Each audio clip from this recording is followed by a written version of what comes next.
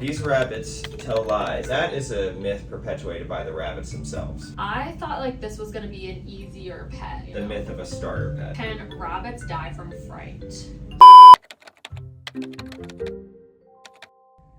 Hey y'all, it's me, Sarah. So today is another one of our vet series days. Yay, we're going to see Dr. Cleary.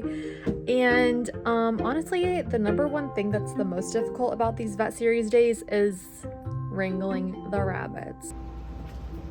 Oh my god.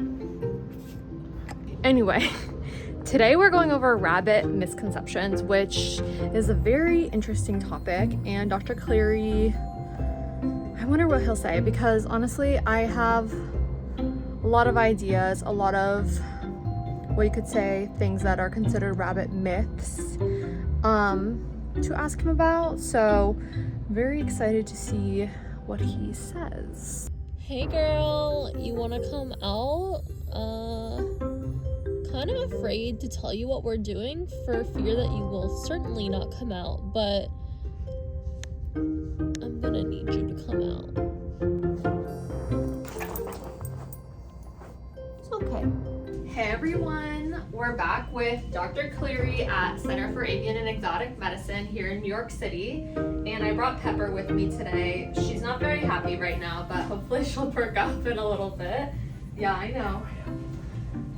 So today we're going to be discussing some very common misconceptions about having a rabbit as a pet, or just rabbits in general, I guess, but and maybe some myths surrounding rabbits. We'll see. So what is like the most common misconception that you see when you have new rabbit owners? Most of the time I see them getting the diet wrong. Oh. These rabbits tell lies that they need lots of greens and pellets and not Yeah. hay. You know, everyone tells me, oh, but they're hungry, they wanted more, and it's still, you know, vegetable matter, but Yeah. it's not in the ratios that they should. Oh, Peppy. I thought that I could get a rabbit and it would be easier, and I was wrong. So why are rabbits a difficult pet, would you say? So they're a difficult pet because, for one, they're a prey species. Yeah. I mean, you know, you can have your Flemmies that act like dogs and super confident, but largely they have very fragile bones, they are easily stressed, and they're, you know, not an animal that's like, okay, pick me up all the time. Some get to that point. Yeah. But, you know, a lot of people, when you get a pet, it's hard to get that on your head that I'm not going to be holding it all the time. I have to be gentle, they have to come to me. It's a whole code switch, like, you know, we're used to interacting with our pets, Right. like, hands-on. Yes. You just gotta do it on their terms. Yeah. So I've heard this many times. Can rabbits die from fright?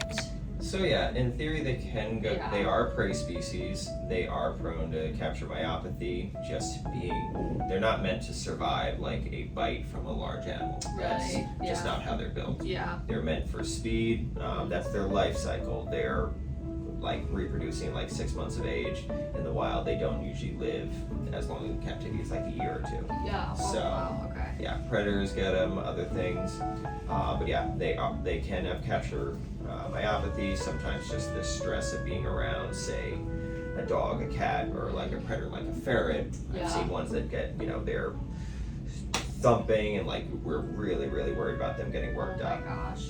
And yeah, Because it could be like a heart attack. so yeah, it increases the sympathetic tone. Yeah. So there's more da-da-da-da-da. And if Yeah. there was already a heart issue, that can push them over the edge. Okay.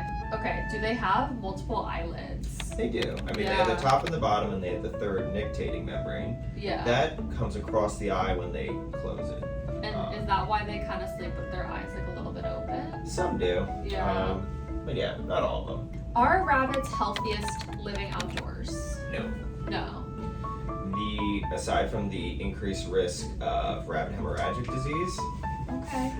we also have risk of other parasites getting in. Predators are a big problem. Yeah. Raccoons are super smart and good at opening cages. Yeah. I see them attack animals of all sorts that people leave outside. Like in a hutch. Mhm. Yeah.